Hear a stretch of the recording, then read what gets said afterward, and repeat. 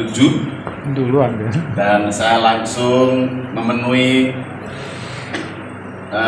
panggilan komandan kita di sini, Pak Alex. Tapi komandan agung kita Tuhan Yesus. Amin. Tema kita atau tema gereja ini, akulah terang dunia, jalan menuju kehidupan. Yohanes 8 ayat 12. Kalau ibu bapak membaca terang, konotasi kita cahaya, apalagi bersinar, apalagi siang boleh. Tapi tahukah sebelum kita proses menjadi terang, ada prosesnya. Muncul 12 karena ada ayat 1. Saya nggak khotbah ini supaya ada korelasinya apa yang mau saya sampaikan. Berarti cocok logi, Pak. Firman Tuhan Alkitab kan nggak ada yang bertentangan, selalu paralel, betul? Apa tadi? Ada ayat 12 karena ada ayat 1. Kapan terang muncul? Ketika pagi menjelang siang, terang sedang muncul. Sebelumnya malam, kegelapan. Maka ayat 1 dikatakan pada pagi-pagi Yesus melayani seseorang yang ada dalam keadaan gelap, yaitu dalam keadaan berdosa. Seorang perempuan, sehingga Tuhan memberikan pengampunan, tetapi dengan awasan, dengan warning, dan jangan berbuat dosa lagi, supaya hidupmu tidak lagi dalam dosa, supaya hidupmu diberkati. Kurang lebih bahasa Indonesia sehari-hari seperti itu. Baik. Dengan tema yang mau saya sampaikan bahwa sebelum kita menjadi terang, sebelum kita menjadi berkat bagi orang lain, kiranya kita harus diberkati dulu. Setuju dengan saya? Bagaimana saya mau mengasihi Ibu Sherly 50.000 kalau saya nggak punya 100.000? Saya harus punya dulu. Bilang kanan kiri, saya harus punya dulu. Bagaimana kita ingin menerangi orang lain kalau saya sendiri dalam kegelapan? Jadi harus diberkati dulu, baru menjadi berkat. Diterangi dulu, menerima terang dulu, baru menjadi terang. Jadi korelasinya seperti ini. Maka saya akan berikan judul tema damai sejahtera di bumi di antara manusia yang berkenan kepadanya, dengan subtema Tuhan Yesus datang memenuhi kebutuhan utama manusia. Ada 3 kebutuhan yang mendasar dalam hidup kita secara umum. Kebutuhan secara primer, kemudian kebutuhan secara sekunder, dan juga kebutuhan secara tertier. Tertier bisa kita miliki, bisa enggak. Tapi kebutuhan utama harus kita miliki. Baik, kita akan baca dalam Lukas 2 ayat 14, karena ini sudah suasana Natal. Mari kita baca bersama-sama Lukas 2 ayat 14. Bersama-sama, demikianlah firman Tuhan. Kemuliaan bagi Allah di tempat yang maha tinggi, dan damai sejahtera di bumi di antara manusia yang berkenan kepadanya. Katakan berkenan.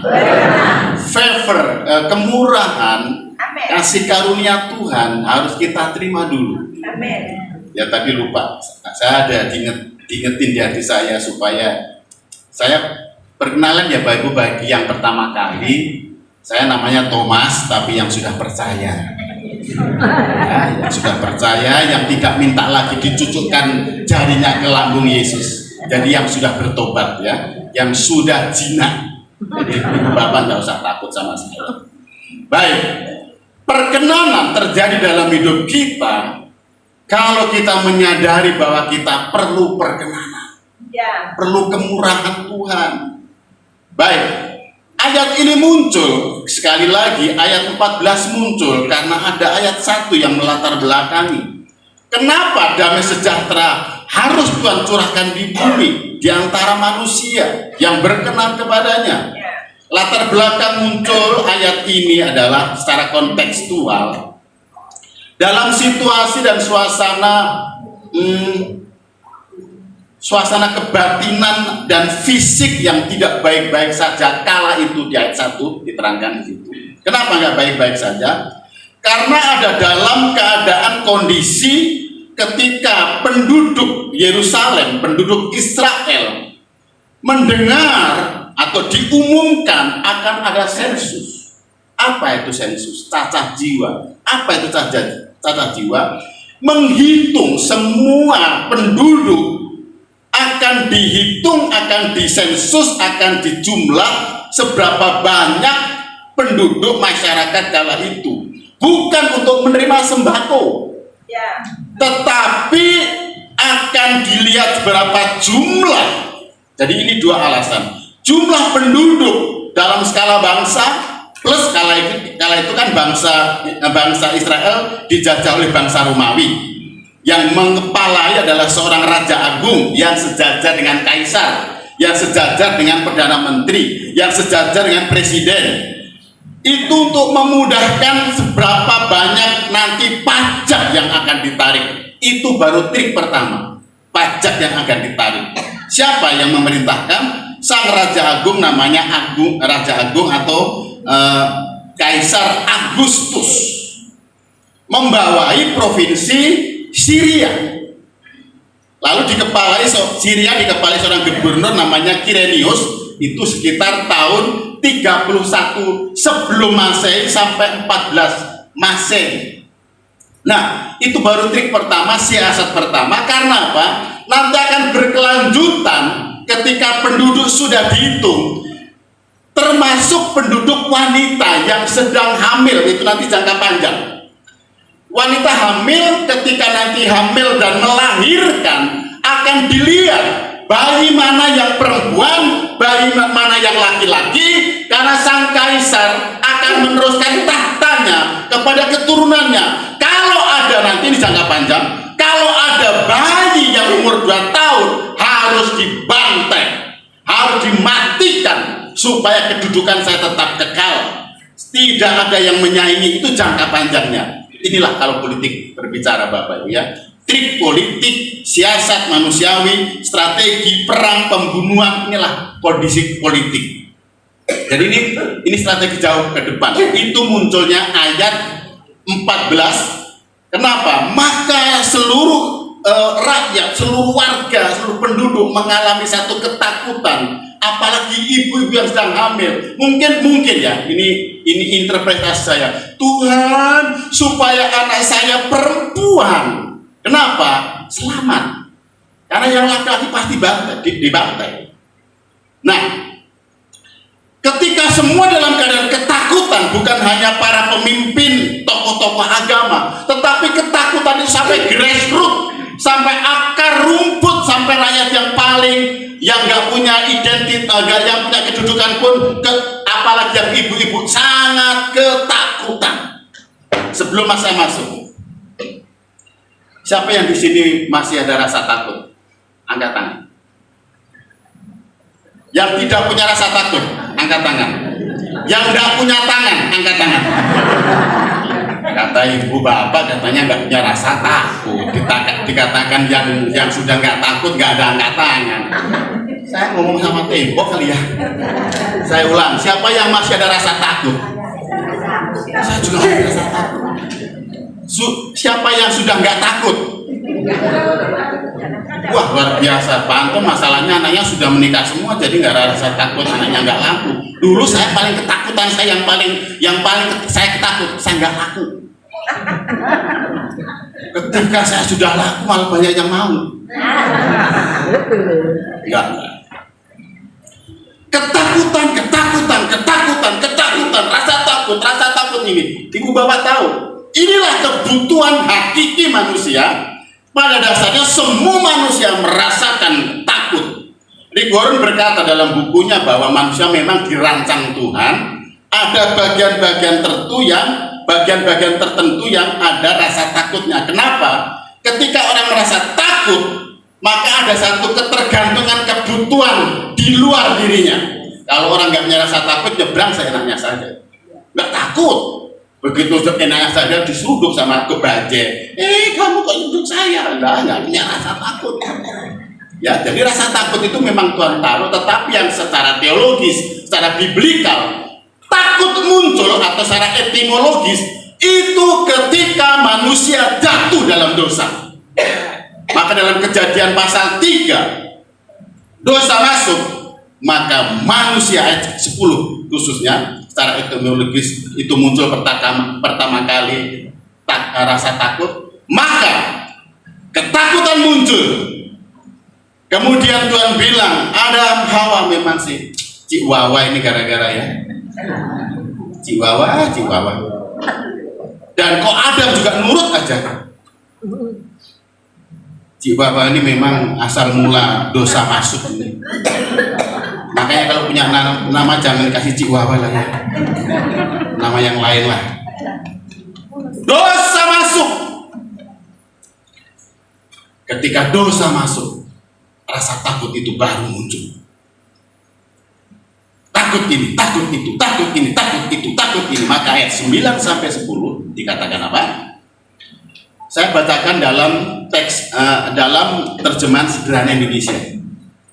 Kata malaikat itu kepada mereka, jangan takut.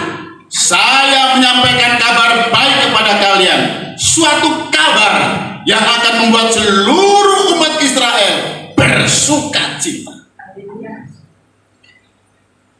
Saya pernah punya literal atau tulisan 80% manusia itu takut yang nggak berdasar. Kemudian 20% baru takut itu punya dasar. Maka ketika seseorang takut, perlu ada berita. Jangan takut, sebab sesungguhnya aku memberitakan kepadamu kesukaan besar untuk seluruh bangsa. Apa kesukaan besar? Hari ini Kristus telah lahir bagimu. Masalah ketakutan akan selesai ketika hidupmu ada Kristus. Amin. Saya ulang, ketakutanmu akan selesai, akan clear ketika Kristus lahir dalam hidupmu. Itu cukup. Puji Tuhan. Ibu bapak kalau takut itu melanggar firman Tuhan 365 lebih ayat. Berarti satu hari ada jaminan jangan takut. Satu kali selama 1 tahun, 1 hari ada jaminan firman Tuhan jangan takut. Siapa yang masih takut hari ini? Izinkan Kristus lahir dalam hidupmu. Dan tidak hanya lahir sebagai bayi, tetapi lahir sebagai orang yang dewasa. Bukan hanya lahir sebagai orang dewasa, tetapi lahir sebagai raja dalam hidupmu. Jangan hanya jadi raja, tetapi jadikan Yesus lahir dalam hidupmu sebagai raja di atas segala raja. Kenapa orang Majus itu jauh dari Israel? Siapa mereka? Ibu bapak tahu kalau mau baca sejarah dan membaca literal yang lain kekristenan, ternyata mereka adalah raja 3 orang itu dari 3 negara orang Majus itu. Tetapi ketika mereka mendengar Kristus lahir dengan dituntun oleh bintang, maka dia akan datang. Itulah secara teologis disebut Yesus raja di atas segala raja. Waktu masih bayi saja 3 raja mengunjungi dia, memberikan emas, mur dan kemenyan. Yang jelas kalau ngasih raja itu emas, kalau emas itu saya, emas Jawa, emas, kemenyan dan mur. Berarti Yesus adalah raja di atas segala raja. Bahkan sebelum lahir, Yesaya 700 tahun sebelumnya sudah menubuatkan akan ada orang yang lahir sebagai raja. Luar biasa. Maka ibu bapak jangan takut. Ketika engkau mengalami rasa takut, izinkan Yesus lahir dalam hidupmu. Mau saya tanya bapak ibu, udah berapa kali merayakan Natal? Berapa tahun maksudnya? Karena ada suatu dalam bulan Desember sudah bisa 3 kali, 4 kali. Yang saya tanyakan udah berapa tahun merayakan Natal? Tapi masih takut aja, takut kehilangan sesuatu, takut yang nggak berdasar, takut ini, takut itu, takut ini, takut itu. Bapak Ibu kekasih Tuhan, hari ini ingatkan lagi, ada kabar baik. Kristus telah lahir bagimu. Kabar baik, kata lain Evangelion, Injil. Apa itu Injil? Nanti cari baca di rumah. 1 Korintus 15 ayat 1 sampai 4. Injil adalah Yesus lahir, Yesus hidup, Yesus mati, dan Yesus bangkit. Itulah Injil. Oleh sebab itu kita tidak perlu takut, sebab kita telah terima kabar baik. Amen. Bahwa Yesus telah lahir hidup dalam hidup kita. Yesus telah hidup dalam hidup kita. Yesus telah bangkit dari dalam hidup kita. Dan Yesus akan datang yang kedua kali, menjadi raja di atas segala raja, memimpin hidup kita mulai saat merayakan Natal. Amin. Jadikan Yesus dalam hidup. Maka ketakutan sudah nggak ada lagi dalam hati. Ketakutan sama takut beda, ya. Ketakutan tuh spirit, ya. Kalau takut itu masih ada, ya, masih ada. Begini, ketika Yesus lahir dalam hidupmu, maka yang diselesaikan adalah jiwa kita. Katakan, jiwa saya. Jiwa saya. Perlu disembuhkan. Ya. Masalah ada itu yang membuat jiwa kita sakit. Ibu bapak ada masalah? Enggak ada yang jawab. Ada masalah? Ada masalah? Masalah itu membuat sakit kita, jiwa kita sakit. Saya tanya lagi, siapa yang punya masalah? Bapak ibu punya masalah? Saya mau tanya lagi, siapa yang sakit jiwa? Tidak ada.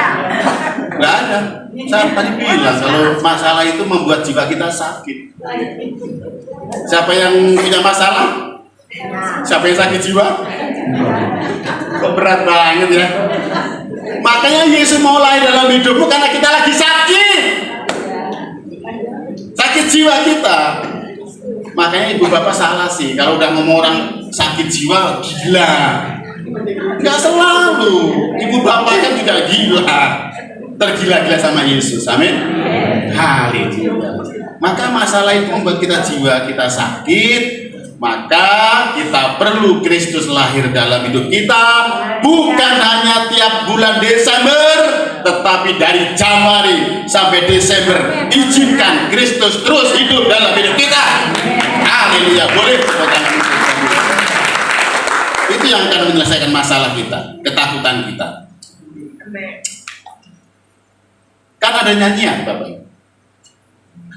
Betapa baiknya engkau, jiwa kasihmu.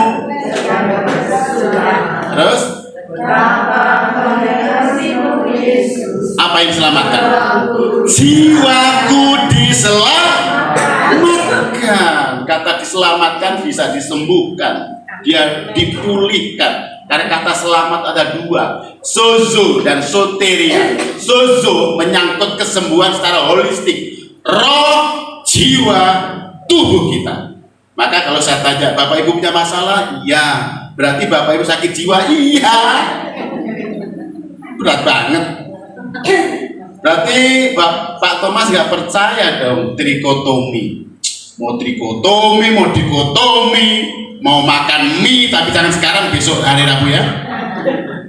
Nggak masalah, yang jelas jiwa kita ketika Kristus lahir dalam hidup kita, jiwa kita diselamatkan. Karena dua-duanya benar dalam kitab Mazmur, tubuh dan jiwa. Kemudian Rasul Paulus mengatakan tubuh, jiwa dan roh. Semuanya benar. Ngapain pusing dengan hal itu? Mau dikotomi, mau trikotomi, nggak masalah. Karena baik jiwa, tubuh, roh kita, ketika Kristus lahir dalam hidup kita, maka ada perkenanan Tuhan, ada kesembuhan, ada pemulihan, ada sukacita. Maka izinkan Kristus lahir dalam hidup.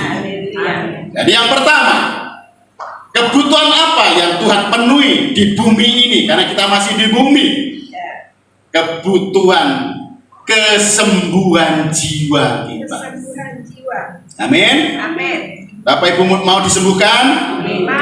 Dalam doa puasa ada kesembuhan. Dan bukan hanya tubuh, bukan hanya roh, jiwamu juga disembuhkan. Saya juga mau, dan tiap hari itu yang saya rindukan kepada Tuhan. Baik, sebelum saya masuk poin kedua, jadi poin pertama, kebutuhan yang hakiki manusia adalah kebutuhan jiwa kita. Karena kalau tidak, kita akan takut ini, takut itu, takut ini, dan takut itu. Hanya ada satu perintah supaya kita takut yang positif. Apa itu? Takut akan Tuhan. Ibu bapak begini ya, makin kesini saya juga makin takut akan Tuhan. Kenapa? Sekarang dikit-dikit global.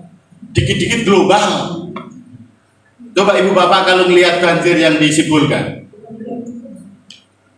takut nggak? Kalau nggak takut nyemplung di situ, makan ikan hiu. Iya.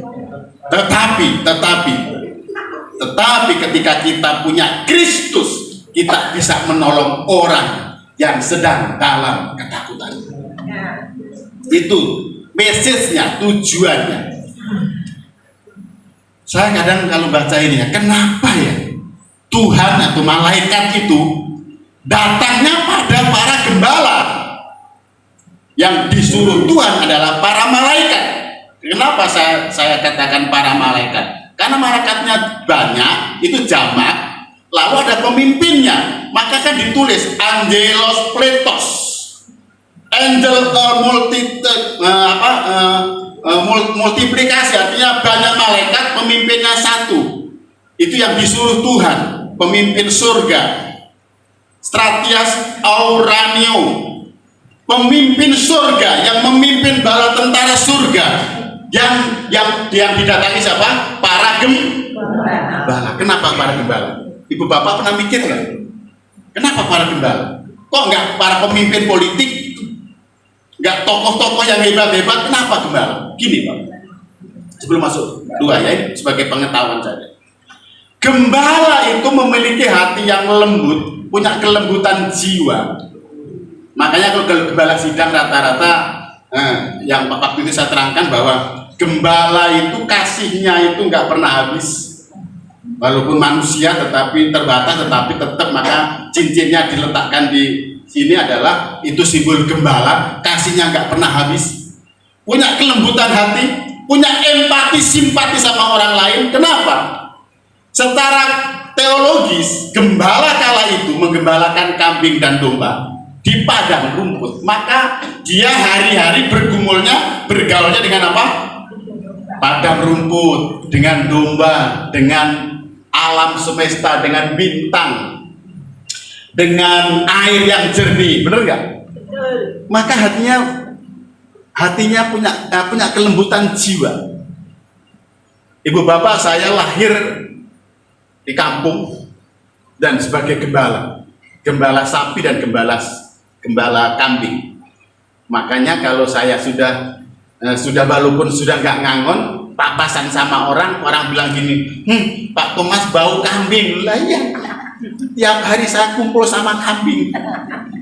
Tetapi ini kelebihannya, karena sama binatang saja sayang. Saya ulang, karena dengan binatang saja sayang, apalagi sama manusia. Rasa empati simpatinya tinggi seorang gembala itu. Sekarang saya belum gembala, baru wakil gembala dalam organisasi gereja ya. Tetapi dari kecil saya lahir sebagai gembala. Makanya waktu saya lahir tuh bukan uek lagi, tapi mbak.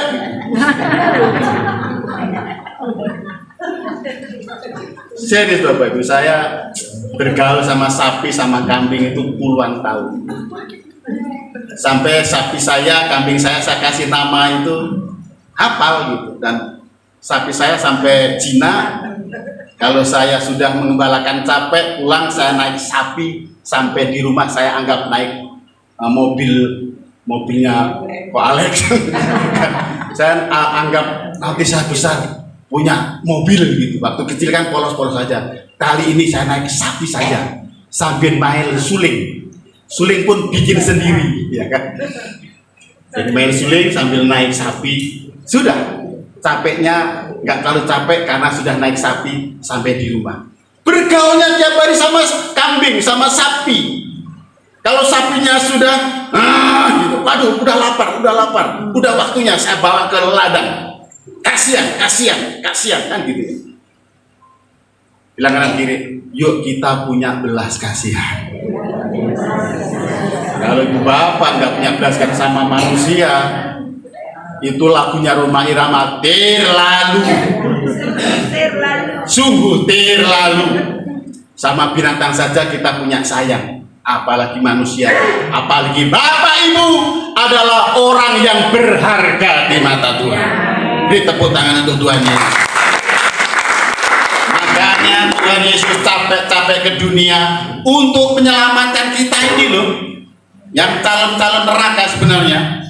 Tapi di hadapan Tuhan, kau berharga di mataku, maka aku korbankan diriku di kayu salib untuk menebus dosamu, untuk menebus hidupmu. Bilang sama saya, bilang gini, aku berharga di mata Tuhan. Aku berharga di mata Tuhan Yesus. Pegang dadamu, aku berharga di mata Tuhan. Aku berharga di mata Tuhan. Aku dikasihi Tuhan. Aku dikasihi Tuhan. Maka saya tidak perlu takut lagi. Aku tidak perlu takut. Amin, amin, amin, amin, amin. Amin. Apakah cuma makan minum kita khawatir? Ya. Nyawanya, darahnya sudah dikorbankan buat kita, buat Bapak Ibu. Amin. Yang sangat disayang Tuhan. Apalagi cuman, aduh anak saya udah perempuan Tuhan, umurnya sudah 20, 28. Aduh Tuhan, kepalanya sudah 28, kepalanya sudah 2, kepalanya masih 1. Tuhan, saya belum punya cucu. Misalnya saya belum punya cucu Tuhan. Kemarin saya ngomong sama anak-anak, Papa apa yang lagi dibutuhkan? Saya nggak butuh apa-apa, tinggal butuh jadi MC. Tahu MC? Ngomong cucu. Itu aja yang belum. Kalau itu udahlah, sudah nggak butuh apa-apa lagi. Makanya nikahlah kalian. Adiknya, Mas dulu, Masnya, kamu dulu. Mana ada adiknya dulu? Kakaknya dulu. Ya berantemlah di situ. Yang bisa pengen punya cucu, ya. Dan doakan mungkin 2026 yang laki-laki menikah. Jadi supaya lunas saya, ya puji Tuhan. Ibu bapak sebelum masuk poin kedua, ingat ya, kebutuhan utama kita adalah pemulihan jiwa kita. Saya percaya ketika jiwa kita dipulihkan seperti Ko Alex bilang, kita nggak sulit untuk diatur, Pak. Bener nggak? Orang yang sudah diatur kan masih jiwanya masih sakit, Pak. Suatu kali saya pulang dari kantor, sebelum pandemi dulu saya naik motor. Saya nggak sadar kalau lampu motor saya mati sebelum pandemi. Lalu sampai sebelum Samsat di Kebon Nanas, saya di stop sama polisi. Saya bilang, kenapa saya di stop? Bapak lampunya mati. Lampu mati masa buta, Pak? Saya bilang ini, saya ini orang patuh seluruh dunia. Mati, Pak. Mati apa mau dicek? Ya mati bener ya. Sorry. Saya ini orang patuh seluruh dunia. Terus gimana? Surat-surat saya tunjukin. Oh Bapak pendeta. Gak usah nanya lah, udah ditulis gitu loh. Memang saya nggak ada potongan pendeta. Baca sih itu saya bilang. Oh iya Bapak pendeta ya. Udah jalan aja. Memang sekali-kali polisi yang dibentak Bapak. Yang bentak pendeta lagi. Enggak, tadi poinnya adalah orang yang patuh, orang yang jiwanya sudah disembuhkan sangat patuh. Ibu steril bukan, karena kita suasana Natal doa puasa, pakailah dress code-nya merah hijau, maka saya patuh hijau-hijau. Saya nggak mengatakan bapak ibu yang nggak merah, yang nggak hijau nggak patuh. Nanti yang terakhir kan yang penting ya, momennya yang nanti Natal. Bawa kado, harganya berapa?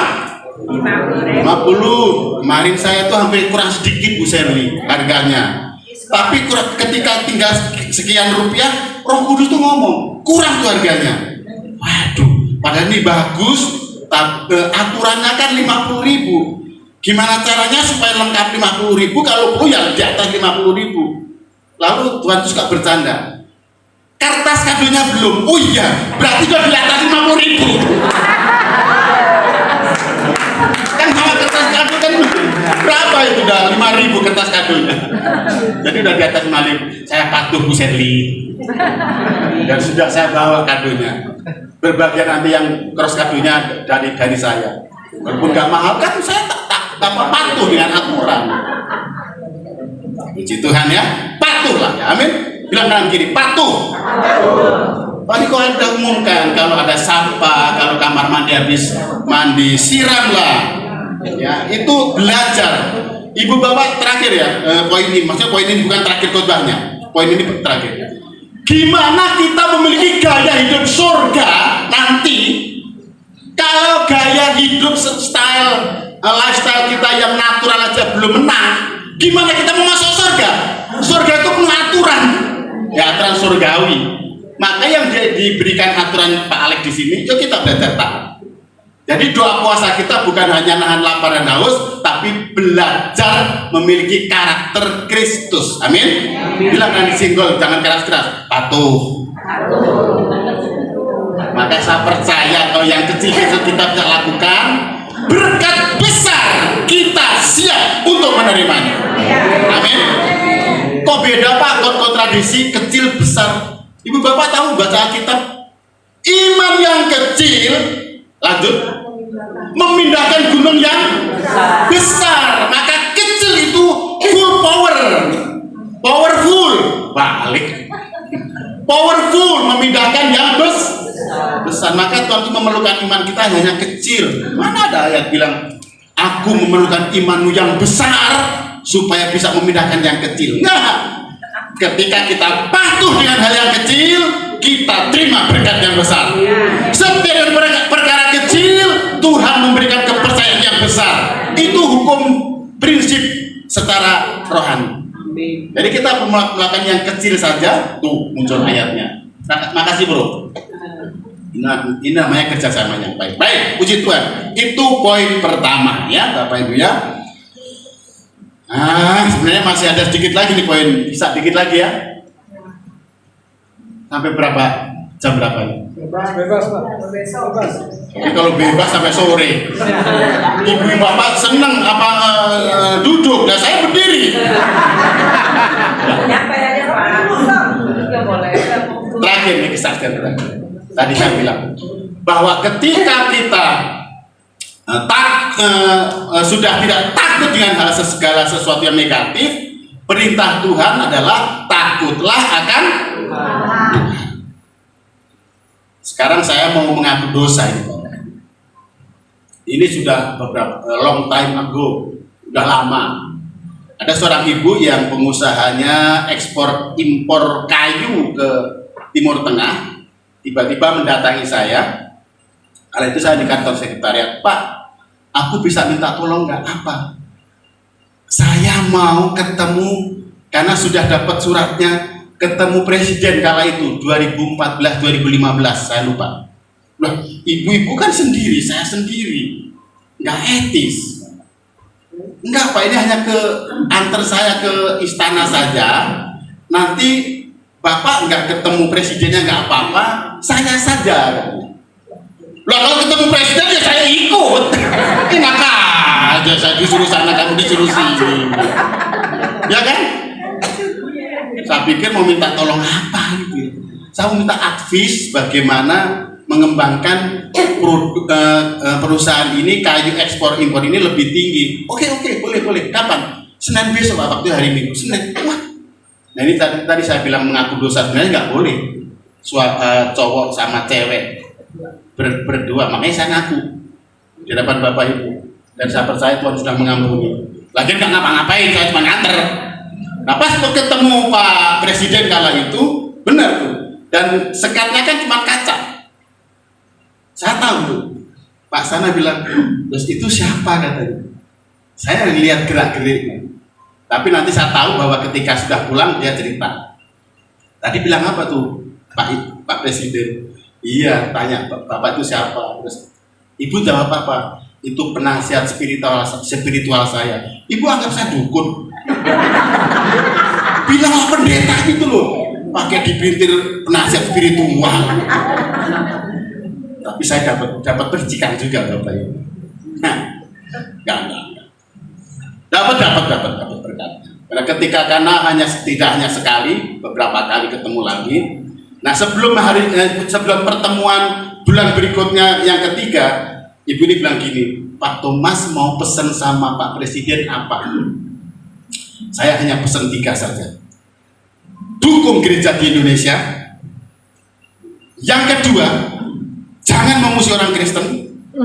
Dan yang ketiga, kalau boleh, bubarkan ormas yang tidak sesuai dengan Pancasila.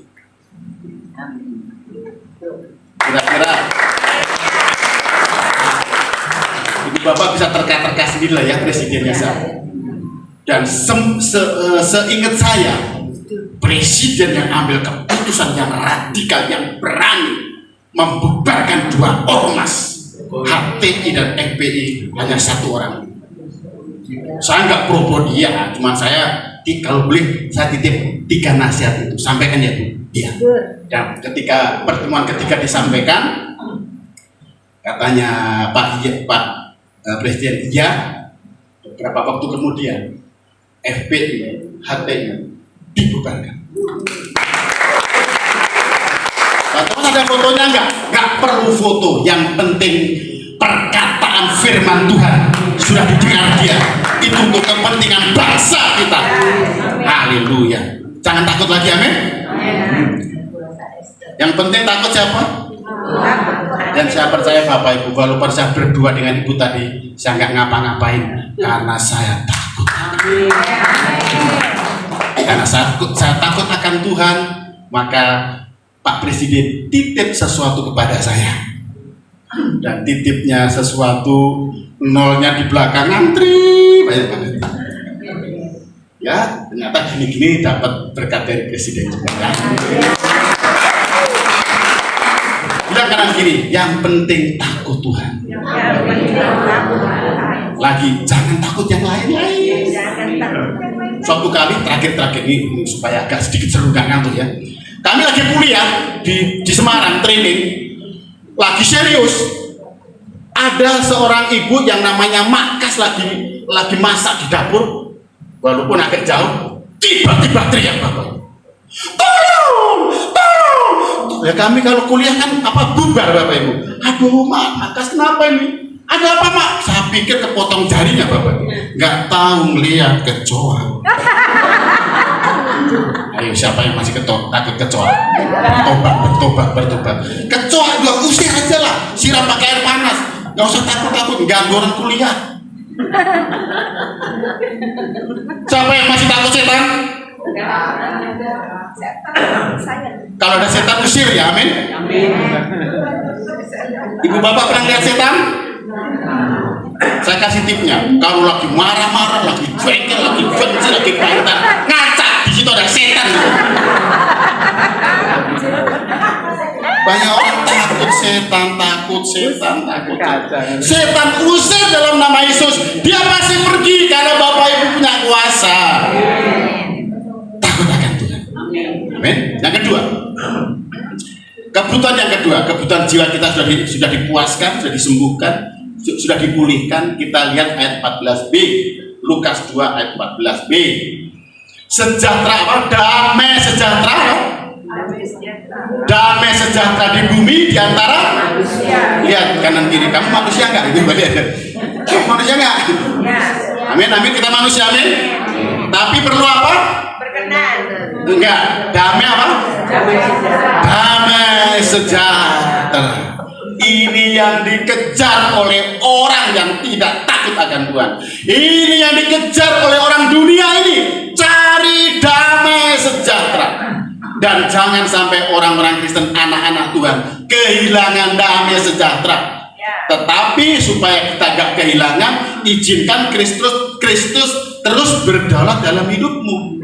Karena yang menjamin damai sejahtera, sumber damai sejahtera itu sendiri. Siapa? Sang Shalom bahasa Ibraninya. Bahasa teks Yunaninya Eirene, dari kata Eirene muncul Irene.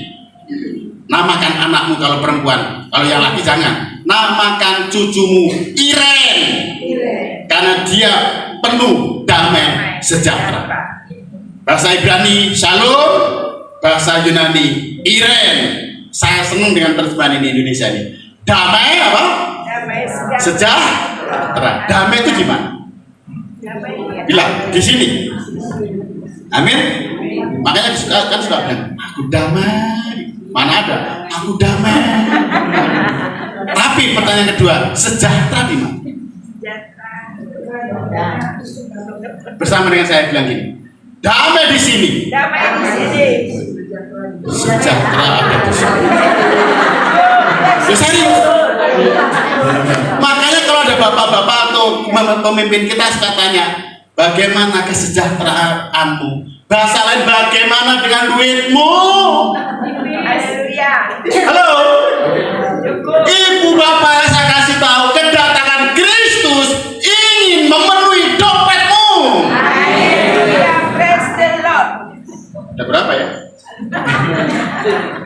Bapak Ibu, Kristus itu datang bukan hanya untuk selamatin dosa kita. Itu iya, Alkitab bilang. Tapi jangan lupa damai apa? Lagi, damai di sini. Damai Sejahtera di sini.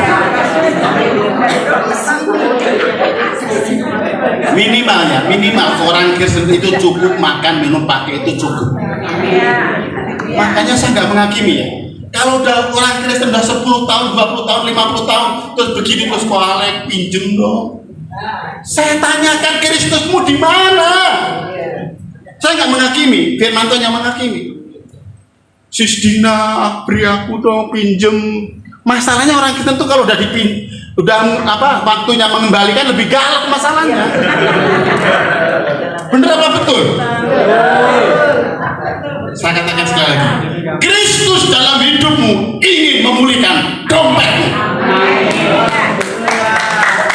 Hanya dia di surga. Tepuk tangan, jangan tanggung-tanggung. Dia raja di atas segala raja. Dia kaya raya. Amin. Kaya raya itu nggak salah kok, nggak dosa. Nampak teman ada kaya raya, menuju ke situ. Tapi yang jelas saya sudah diberkati. Makanya saya kalau ke Menara Era, ke kantor saya, ke gereja saya, satpam pada ngumpul. Kenapa? Biasanya Pak Thomas kalau datang suka ngasih uang kopi, minimal uang kopi. Kenapa? Jadi berkat, amin. Ibu bapak senang diberkati atau jadi berkat? Dua-duanya. Jadi berkat dan juga terus diberkati, amin. Makanya ibu bapak kalau dari berkati, jangan lupa pendeta Thomas. Langsung nunduk, enggak. Saya sudah diberkati, amin. Damai sejahtera, damai di sini, sejahtera di sini. Yang terakhir, setelah jiwa kita dipulihkan, Kristus hidup tinggal berdaulat dalam hidup kita. Fisik kita, finansial kita, keuangan kita dipulihkan. Yang terakhir yang dipulihkan adalah spiritual kita. Karena inti hidup kita, hakikat hidup kita ada di dalam roh kita. Karena Allah itu roh, dan hakikat hidup kita juga adalah roh. Allah bisa dihampiri dengan roh kita, walaupun roh kita sepertinya di dalam dan fisik kita yang berjalan, tetapi ketika kita bersekutu dengan Tuhan, bukan fisik kita lagi, tetapi yang bersekutu adalah roh kita. Maka muncullah bahasa roh, memuji dalam roh, menyembah dalam roh, hidup dalam roh. Maka bagaimana hidup dalam roh? Aktivasikan bahasa roh. Ini bukan dogma, ini bukan doktrin, tapi ini kebenaran firman Tuhan. Bagaimana kita untuk bersatu dengan Allah Bapa yang adalah roh, maka manusia roh kita yang harus dibangun. Memang sebelum kita membangun pribadi adalah Kristus menebus dosa dan bertahta dalam hidup kita. Dua ayat yang terakhir, Lukas 2 tadi ayat 19-20 kita baca. Lukas 3 ayat 19 sampai 20. Firman Tuhan berkata, tetapi Maria menyimpan belum. Ya, Lukas 2 benar. Lukas 2. Ya, Lukas 2. Bersama-sama kita baca Bapak Ibu. Tetapi Maria menyimpan segala perkara itu di dalam hatinya dan merenungkannya. Kata hatinya itu kardia atau spirit atau rohnya, menyimpan segala sesuatu dalam rohnya. Itu baru Ibu Maria. Nah, kalau Bapak Ibu, ya kita kan kalau baca kitab kan harus objektif. Kekurangannya di sini. Tetapi ayat 20 rohnya terekspresi. Coba kita lihat ayat 20. Ibu Maria baru menyimpan dalam hatinya, dalam kardianya. Kemudian ayat 20 bersama-sama. Maka kembalilah gembala-gembala itu sambil apa? Memuji dan memuliakan Allah karena segala sesuatu yang mereka dengar dan mereka lihat semuanya sesuai dengan apa yang telah dikatakan kepada mereka. Garis bawahi, memuji dan memuliakan Allah. Itu terekspresi dari spiritnya, tembus dalam fisiknya, dan bisa memuji dan memuliakan Allah. Menyembah Allah itu bukan secara fisik, tetapi menyembah Allah, memuliakan Allah itu dalam roh kita. Maka jadilah hari ini hari yang rohmu terus dibaharui dari sehari ke sehari. Jadilah ibu-ibu dan hidup dalam roh. Jadilah bapak-bapak hidup dalam roh. Jadilah kepala dalam perusahaan dalam roh. Jadilah karyawan dalam roh. Jadilah hamba Tuhan dalam roh. Karena hakikat hidup kita ada di dalam roh. Ketika kita hidup dalam roh, maka hidup kita presisi dengan surga. Beri kemuliaan buat Tuhan Allah kita. Tuhan Yesus memberkati. Mari kita satu dalam doa. Bapa, kami berdoa bersyukur kalau orang-orangmu, hamba-hambamu, anak-anakmu di tempat ini dengan mengekspresikan kami berdoa puasa karena kami telah dipulihkan jiwa kami telah dipulihkan fisik kami, damai sejahtera melampaui segala akal dan pikiran ada dalam hidup kami, dan kami juga telah dipulihkan spiritual kami, roh yang menyala-nyala, terus melayani Tuhan, terus melayani pekerjaan Tuhan, terus kami melayani keluarga, melayani komunitas, dalam gereja, dalam komunitas yang lebih besar lagi. Kami mau izinkan roh kami terus menyala-nyala, karena roh kami ada Kristus yang bertahta. Maka kami katakan sekali lagi, tidak ada yang mustahil bagi orang yang percaya, sebab roh kami telah bersekutu, telah manunggal dengan Kristus Tuhan. Terpujilah namamu Tuhan. Kami katakan, kami dari Jakarta dan dari daerah yang lain yang datang di tempat ini dengan doa puasa, kami telah selesai masalah kami di sini. Kami pulang membawa kemenangan demi kemenangan. Kami telah menjawab doa, Tuhan telah menjawab doa-doa kami, pergumulan kami, Tuhan telah menjawabnya. Maka kami keluar sebagai orang-orang yang lebih daripada pemenang dalam nama Tuhan Yesus Kristus. Haleluya, haleluya. Katakan haleluya, haleluya, haleluya. Bersama kita katakan amin. Haleluya, puji nama Tuhan. Kita semua diberkati, amin. Sekali lagi yang diberkati boleh lambaikan tangannya. Puji nama Tuhan, kita semua sudah diberkati dan saatnya saatnya kita akan memberkati pekerjaan Tuhan lewat persembahan kita. Amin. Sebelum kita masuk pada sesi berikutnya, kita akan memberikan dulu persembahan kita yang terbaik untuk pekerjaan Tuhan, khususnya di doa puasa ini. Dan saya mengundang hambanya yang akan berdoa untuk persembahan kita.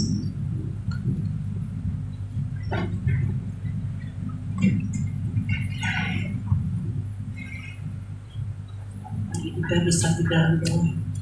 Bapa kami yang di surga, terima kasih Tuhan. Engkau Bapa yang baik, Tuhan kami ucap syukur ya Tuhan buat firman-Mu ya Tuhan. Firman-Mu yang luar biasa ya Tuhan. Terima kasih Tuhan, damai sejahtera Engkau berikan kepada kami Tuhan. Engkau dahsyat, Engkau ajaib Tuhan, pemeliharaan-Mu sempurna ya Tuhan. Terima kasih ya Tuhan. Dari bulan Januari sampai Desember Tuhan, penyertaan-Mu yang luar biasa ya Tuhan. Ini ucapan syukur kami kepada Engkau ya Tuhan. Inilah kebaikan-Mu ya Tuhan, tidak dapat kami membalas kasih-Mu ya Tuhan. Selain kami melakukan ya Tuhan, takut akan Engkau ya Tuhan, mengasihi Engkau ya Tuhan, menjadi karakter-Mu ya Tuhan, semakin hari semakin mirip Engkau ya Tuhan, disempurnakan selalu ya Bapa. Terima kasih Roh Kudus, Kau manis, Kau lembut, Kau penolong kami ya. Terima kasih. Kami bersyukur selalu ya Tuhan, ketika kami naik ke gunung sini ya Tuhan, kami adalah pilihan-Mu ya Tuhan. Kami bangga Bapa memiliki anak seperti Engkau ya Tuhan. Terima kasih Tuhan. Biar kami menjadi terang dan garam ya Tuhan, di mana kami berada ya Tuhan, orang boleh melihat ada Engkau di dalam kami ya Tuhan. Terima kasih Bapa, terima kasih. Kami bersyukur luar biasa Engkau ya Tuhan. Kami kagum akan Engkau ya Tuhan. Dahsyat Tuhan. Selama 3 hari kami mau memuji, menyenangkan hati-Mu ya Tuhan. Biar hati-Mu disenangkan ya Tuhan. Terima kasih untuk berkat-berkat-Mu melimpah atas kami ya Tuhan. Terima kasih Tuhan. Apapun terjadi, Engkau tetap terbaik bagi kami ya Tuhan. Terima kasih Bapak, terima kasih.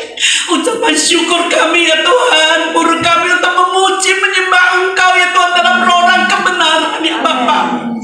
Terima kasih Bapak buat firman-Mu Tuhan, berkati hamba-Mu ya Tuhan, Pak Thomas Tuhan, pakai dia lebih-lebih lagi Tuhan, bukakan rahasia firman-Mu ya Tuhan. Di akhir zaman ini kami butuh firman-Mu ya Tuhan, menjadi kekuatan bagi kami ya Tuhan. Ampuni kami Tuhan, ampuni kami Tuhan, ampuni kami Tuhan. Kedatangan-Mu yang sudah dekat ini ya Tuhan, kami butuh Engkau ya Tuhan.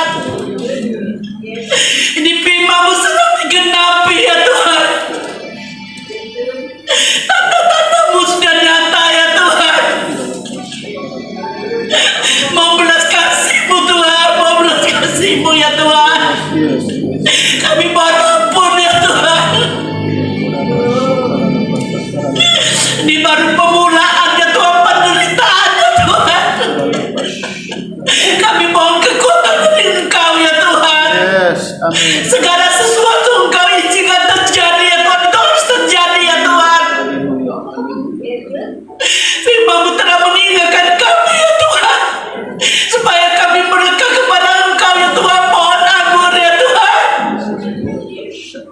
Terima kasih untuk pemberian-Mu ya Tuhan. Kami butuh Engkau ya Tuhan. Jangan tinggalkan kami ya Tuhan.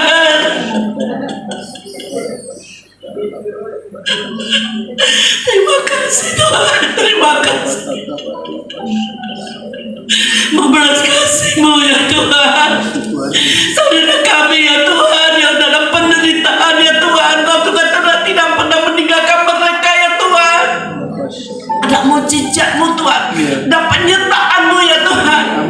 Terima kasih Bapak, terima kasih. Kami juga berdoa ya Tuhan untuk Pastor Senior, Pastor Abraham Kota Supir ya Tuhan. Kau berkati Tuhan kesehatan yang istirahat ya Tuhan, yang kuat ya Tuhan. Kau tuntun hikmat-Mu